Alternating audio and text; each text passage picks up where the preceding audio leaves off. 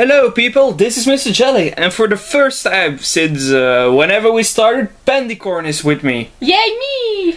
And today we're going to talk about Child of Light as, in a game review video, so in the end we will tell you if it is should buy, play it at a friend, or just burn it. So Child of Light is a game about from Ubisoft, yes, sorry. And I will say let's just continue the video.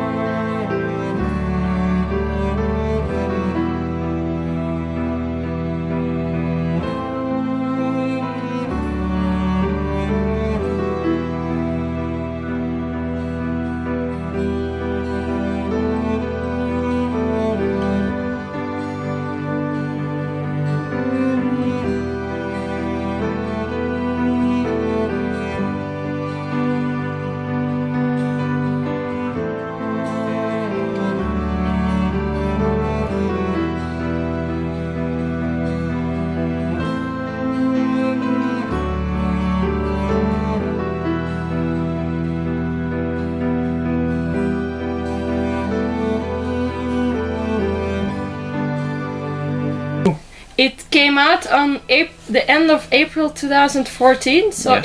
it's quite a new game. And I'm gonna talk about the gameplay. It's a platform game, a platform RPG even, and it is, if you're in the open world, that is Lemuria, then you play as Aurora. Aurora, fantastic name, easy to write down, but impossible to pronounce for me, but yeah, me, Aurora. And if you go into battle, then you can play any of two characters of your party. So that's quite fun. So you basically have to choose two characters that you have in the party that you assembled during the storyline. Yeah.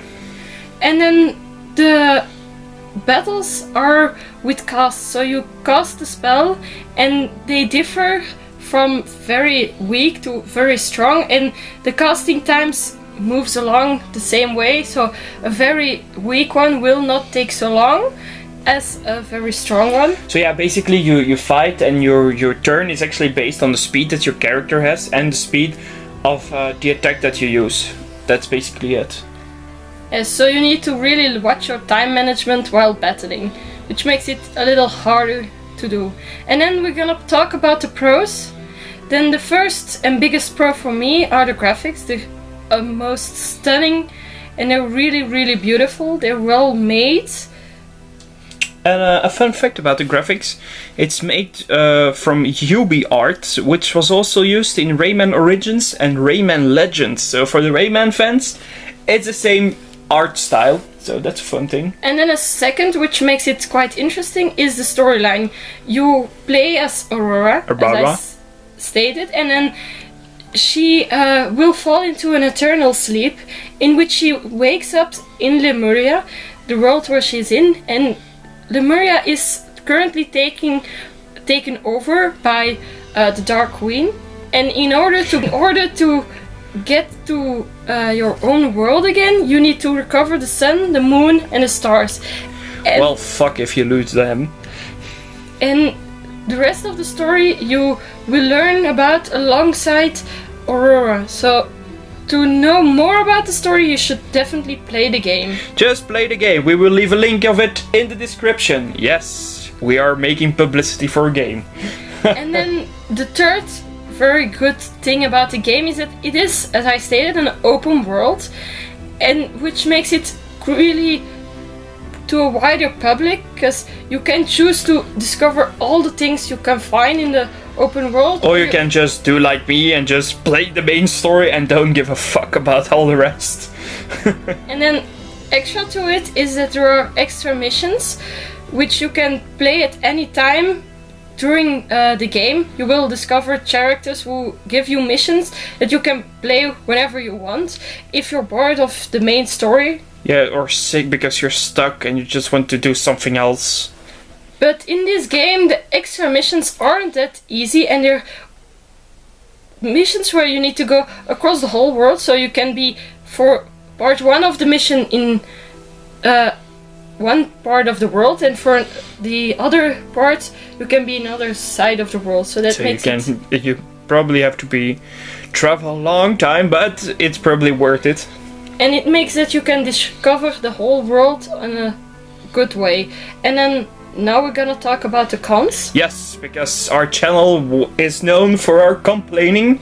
We don't have Japster with us, but I'm gonna take his role of the complainer today. But yeah. And the biggest complaint for me, especially as main character player, is that there is no life bar for the enemies. So you don't ever know how far dead they are. You're always wondering, is he gonna fucking die already?